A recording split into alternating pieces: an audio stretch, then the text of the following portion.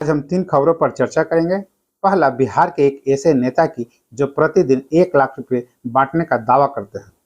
खुद बताया 40 साल में 280 करोड़ रुपए कैसे बांट डाले।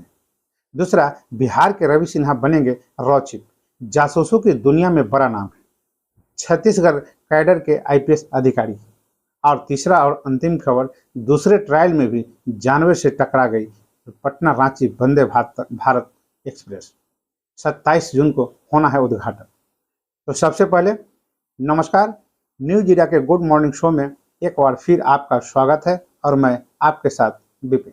बिहार के राजनीति के हरपन मौला नेता और पूर्व सांसद राजेश रंजन उर्फ पप्पू यादव ने दावा किया कि वह हर दिन कम से कम 1 लाख रुपए बांट देते हैं। जन अधिकार के पार्टी सुप्रीमो ने दावा किया कि 1983 से एक काम लगातार करते आ रहे हैं। बीते 40 सालों में उन्होंने कम से कम 280 करोड़ रुपए लोगों के बीच बांट दिए। पटना में जन अधिकार पार्टी के कार्यक्रम में कार्यकर्ताओं को संबोधित करते हुए पप्पू यादव ने कहा कि मैं राजनीति करने के लिए यह काम नहीं करता, बल्कि अपने भाई की भूमिका निभाते हुए सेवा के लिए यह काम करता हूँ। उस समय यह भी नहीं सोचता कि उस व्यक्ति से मुझे वोट मिलेगा या नहीं। मैं बिहार के पीड़ित लोगों की सहायता करता हूँ और आगे भी करता रहूंगा। पप्पू यादव ने कहा कि पुण्यतिथि राशि में मैं खुर्दा पंचायत का मुखिया बना। उसके बाद 40 साल का समय बीत गया। इस बीच प्रतिदिन मैंने अगर 1 लाख रुपए ही बांटे होंगे तो अब तक 280 करोड़ रुपए से ज़्यादा लोगों की सेवा में दे दिया।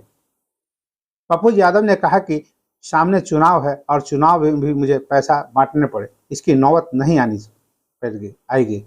कुछ लोग कहते हैं कि चुनाव लड़ने के लिए 4 करोड़ रुपए खर्च होंगे तब जीत होगी। अगर जीतने के लिए इतना खर्च पड़ेगा तो चंदा ही मांगना पड़ेगा। जिन लोगों के लिए मैंने काम करता हूं उन्हें चंदा देना पड़ेगा। मैं इतना नासमझ नहीं कि चुनाव में पैसा बांटने की जरूरत पड़ जाए। पप्पू यादव ने अपने विरोधियों पर तंज कसा। उन्होंने कहा कि कुछ लोग चिंता करते हैं कि पप्पू यादव कौन सा टैबलेट खाता है कि सोता नहीं है और दिन रात दौड़ता रहता है। उन्हें यह समझ जाना चाहिए कि पप्पू यादव को जनता से ताकत मिली है, लोगों से मिलकर उनकी ऊर्जा मिल जाती है। बताते चली कि जब प्रमुख पप्पू यादव ने अपने राजनीतिक करियर की शुरुआत मधेपुरा से की थी, लेकिन वह बिहार के सभी जिलों में घूमते रहते हैं और जरूरतमंदों के बीच पैसा बांटते रहते हैं। इसे लेकर कई बार उनकी आलोचना भी होती है। विरोधी पूछते हैं पप्पू यादव इतना पैसा आखिर कहाँ से लाते हैं, तो मुझे भी पता नहीं। दूसरी खबर बिहार के एक और लाल की। भारतीय पुलिस सेवा आईपीएस के वरिष्ठ अधिकारी रवि सिन्हा को सोमवार को भारत की खुफिया agency research and analysis big raw का नया प्रमुख नियुक्त किया गया। छत्तीसगढ़ कैडर के 1988 बैच के भारतीय पुलिस सेवा आईपीएस अधिकारी सिन्हा वर्तमान में मंत्रिमंडल सचिवालय में विशेष सचिव के रूप में कार्यरत हैं। एक आदेश में कहा गया कि मंत्रिमंडल की नियुक्त समिति ने रवि सिन्हा की 2 साल के कार्यकाल के लिए research and analysis big raw के सचिव के रूप में नियुक्ति को मंजूरी दे दी है। रवि सिन्हा ने सामंत कुमार गोयल की जगह लेंगे, जिनका कार्यकाल 30 जून 2023 को पूरा हो रहा है। रवि सिन्हा मूलतः बिहार के भोजपुर जिले से आते हैं। दिल्ली के सेंट स्टीफेंस कॉलेज से पढ़ाई करने वाले रवि सिन्हा ने 1988 में यूपीएससी की परीक्षा पास की और उन्हें भारतीय पुलिस सेवा के अधिकारी के तौर पर मध्य प्रदेश का कैडर मिला। वर्ष 2000 में तत्कालीन प्रधानमंत्री अटल बिहारी वाजपेयी सरकार ने मध्य प्रदेश को काटकर छत्तीसगढ़ राज्य का निर्माण किया, तो रवि सिन्हा तकनीकी तौर पर छत्तीसगढ़ कैडर में चले गए। लेकिन छत्तीसगढ़ की स्थापना के महज कुछ महीनों के अंदर ही वो रॉ के अधिकारी के तौर पर दिल्ली में केंद्रीय प्रतिनियुक्ति पर आ गए। अपनी पेशेवर क्षमता के लिए रवि सिन्हा सभी खुफिया समुदाय में व्यापक रूप से सम्मानित व्यक्ति हैं। रवि सिन्हा को जम्मू कश्मीर, पूर्वोत्तर और वामपंथी उग्रवादी क्षेत्रों के अलावा पड़ोस के घटनाक्रमों पर अच्छी पकड़ के लिए जाना जाता है, जहां उन्होंने समय के साथ अलग अलग बिंदुओं पर काम भी किया है। गौरतलब है कि research and analysis big raw की स्थापना 21 सितंबर 1968 में की गई थी। इसका मुख्य काम विदेशी खुफिया जानकारी, आतंकवाद का मुकाबला, प्रसार विरोधी भारतीय नीति निर्माताओं को सलाह देना और भारत के विदेश सामरिक हितों को आगे बढ़ाना है। रिसर्च एंड एनालिसिस विंग की स्थापना से पहले विदेशी खुफिया संग्रह मुख्य रूप से इंटेलिजेंस ब्यूरो आईबी की जिम्मेदारी थी, जिसे ब्रिटिश राज के दौरान भारत सरकार द्वारा बनाया गया था। और अब तीसरा और अंतिम खबर, पटना से रांची आने जाने वालों के लिए। पटना से झारखंड की राजधानी रांची के बीच चलने वाले वंदे एक्सप्रेस ट्रेन का शुभारंभ 27 जून को होना है। इससे पहले किए गए दोनों ट्रायल में सेमी हाई स्पीड ट्रेन जानवर से जा टकराई। 12 जून को पहले ट्रायल में जानवर से टक्कर होने के बाद 18 जून को दूसरे ट्रायल में भी ऐसा ही हुआ। वहीं ट्रैक पर पशुओं को आने जाने के चलते पटना रांची वंदे भारत ट्रेन को 3 बार इमरजेंसी ब्रेक लगाकर रोका गया। यह ट्रेन पटना जंक्शन से रांची के हटिया रेलवे स्टेशन के बीच चलाई जाएगी। प्रधानमंत्री नरेंद्र मोदी वीडियो कॉन्फ्रेंसिंग के जरिए इस वंदे भारत को हरी झंडी दिखाएंगे।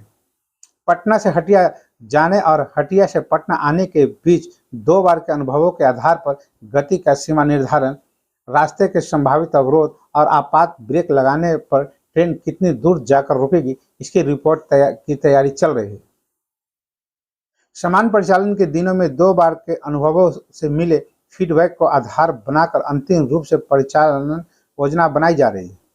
दूसरे ट्रायल रन के निरीक्षण रिपोर्ट के अनुसार इस सेमी हाई स्पीड ट्रेन की रफ्तार अधिकतम 130, न्यूनतम 20 और औसतन 62 किलोमीटर प्रति घंटे रही।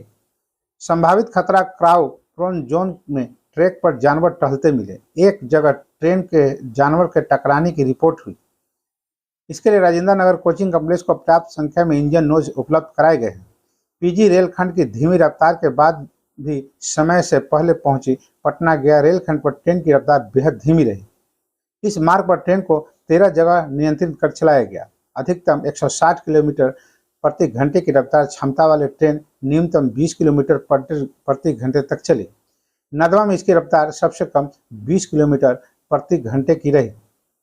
इससे पहले पुनपुन में भी 30 किलोमीटर प्रति घंटे की धीमी गति से चलाया गया। तरगना के पास 40 किलोमीटर प्रति घंटे रही। वहीं जहानाबाद से गया और मखदुमपुर और बेला से 40 किलोमीटर प्रति घंटे की धीमी गति से चली। इसके बाद भी ट्रेन समय से पहले पहुंच गई। निरीक्षण से मिले फीडबैक में यह पता चला कि ट्रेन को एक्सलेट करने में काफ़ी कम समय लगा, जबकि डिसलेट करने में अपेक्षाकृत दोगुना।